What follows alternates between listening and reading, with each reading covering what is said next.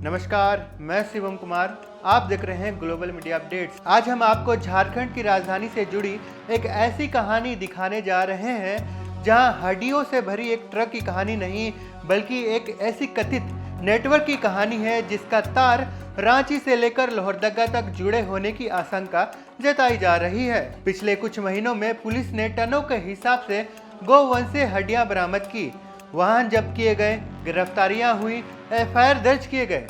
लेकिन सवाल आज भी वही खड़ा है, अगर पुलिस लगातार कार्रवाई कर रही है तो फिर यह कारोबार खत्म क्यों नहीं हो रहा है? क्या हर बार सिर्फ ट्रक चालक और छोटे स्तर के लोग ही पकड़े जा रहे हैं? क्या इस बार पूरे खेल के पीछे कोई बड़ा नेटवर्क काम कर रहा है? पिछले कुछ महीनों में नामकुम, पिठोरिया, कांटा टोली और लोहरदगा से जुड़े कई ऐसे मामले सामने आए हैं। पुलिस ने टनों के हिसाब से हड्डियां तो बरामद की, वाहन जब्त भी किए गए, कई लोगों को हिरासत में भी लिया गया। लेकिन जांच आगे बढ़ाने के साथ साथ यह मामला केवल तस्करी नहीं बल्कि एक संगठित नेटवर्क की आशंका तक पहुंच गया। 24 अप्रैल 2026 को पिठोरिया थाना क्षेत्र में पिकअप वाहन में भारी मात्रा में पशुओं के सिर और हड्डियां बरामद की गई। कार्रवाई भी हुई। इसके बाद पूरे इलाके में सनसनी फैल गई। पुलिस ने वाहन तो जब्त किया और मामले की जांच भी शुरू कर दी, लेकिन सिर्फ यह शुरुआत थी। इसके महज कुछ ही दिनों के बाद 12 मई 2026 को नामकुम थाना क्षेत्र के रामपुर चौक के पास से पुलिस ने एक ट्रक को हिरासत में लिया जिसमें लगभग 4.7 टन यानी 4700 किलोग्राम गौवंशीय हड्डी लादी हुई थी। पुलिस के अनुसार ट्रक में कुल 8260 किलोग्राम माल था, जिसमें लगभग 3550 किलोग्राम बोरा और पैकेट सामग्री में 4710 किलोग्राम हड्डियां शामिल थी। इतनी बड़ी मात्रा में बरामदगी ने यह तो साफ संकेत दे दिया था कि यहाँ कोई सामान्य तस्करी का मामला नहीं बल्कि एक बड़े नेटवर्क का हिस्सा हो सकता है। जांच के दौरान जो बातें सामने आई वे और भी चौंका देने वाली बात थी। पुलिस दस्तावेजों में दर्ज पूछताछ के अनुसार कथित तौर पर कांटा टोली के आसपास के क्षेत्रों में प्रतिबंधित गौवंश से मांस बेचने वाले हड्डियां एकत्रित की जाती है। इसके बाद इन्हें बड़े स्तर पर जमा कर ट्रकों में और अन्य वाहनों के माध्यम से आगे बेचा जाता था। पूछताछ के दौरान यह भी दावा सामने आया कि यह कथित रूप से यह माल लापुर, चिरना, कुड्डू, लोहरदगा स्थित एक केंद्रीय या फैक्ट्री तक पहुंचाया जाता है।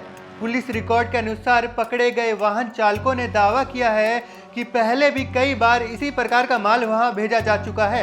यदि यह दावा सही साबित होता है तो यह संकेत देता है यह कोई एक दिन की या एक सप्ताह का कारोबार नहीं बल्कि लंबे समय से संचालित एक व्यवस्थित सप्लाई चेन हो सकती है।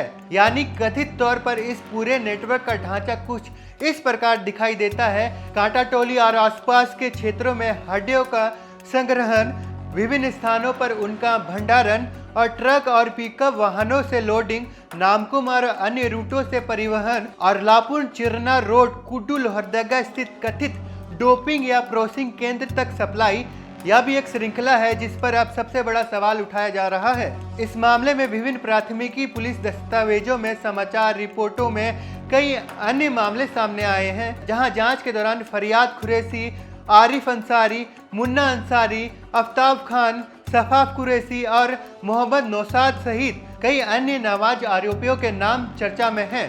पुलिस ने इनमें से कई लोगों को गिरफ्तार किया है जबकि कुछ आरोपियों की भूमिका भी जांच में है। पुलिस रिकॉर्ड के अनुसार उपलब्ध दस्तावेजों के अनुसार फरियाद कुरैशी अब भी फरार बताया जा रहा है और उनकी गिरफ्तारी को लेकर सबसे बड़ा सवाल उठ रहा है। हालांकि सबसे बड़ा सवाल अब भी अनुरिक्त है। यदि पुलिस लगातार वाहन पकड़ रही है, आरोपी गिरफ्तार कर रही है और टनों के हिसाब से हड्डियां भी बरामद की जा रही है तो फिर यह कारोबार आखिर रुक क्यों नहीं रहा है? स्थानीय लोगों और सामाजिक संगठनों का कहना यह है कि इतने बड़े पैमाने पर हड्डियां का संग्रहण, भंडारण और परिवहन किसी एक व्यक्ति या किसी एक वाहन के भरोसे नहीं हो सकता है। इसके पीछे कई संगठन और कई नेटवर्क शामिल है।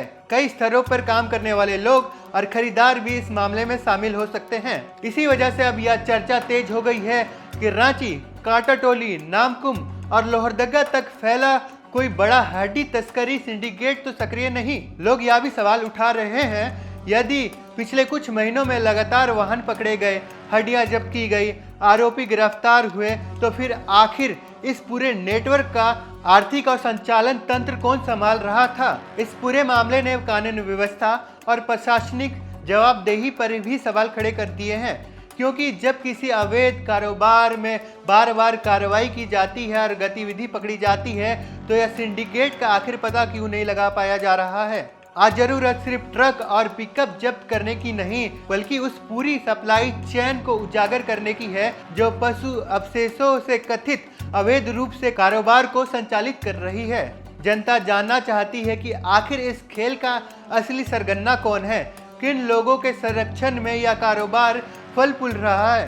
रांची में हड्डी तस्करी का यह मामला सिर्फ आपराधिक घटना नहीं, बल्कि यह घटना संगठित अपराध और प्रशासनिक जवाबदेही और कानून के शासन की एक बड़ी परीक्षा बन चुका है। आने वाले दिनों में जांच किस दिशा में जाती है और इसका क्या कथित नेटवर्क की पूरी सच्चाई सामने आ पाती है, इस पर पूरे झारखंड की नजर टिकी हुई है। फिलहाल अभी के लिए इतना ही। आगे ऐसी खबरों के लिए बने रहे हमारे साथ। मैं शिवम कुमार सहयोगी कुंदन के साथ। नमस्कार, जोहार, धन्यवाद।